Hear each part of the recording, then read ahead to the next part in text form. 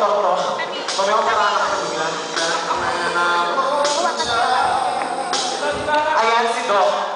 Pag may sakit ako, siya agad ang unang tinitext ni Mama. Super handsome din yan. Cousin ko yan. He is none other than Dr. Dax Florida. Nakakabahan, no?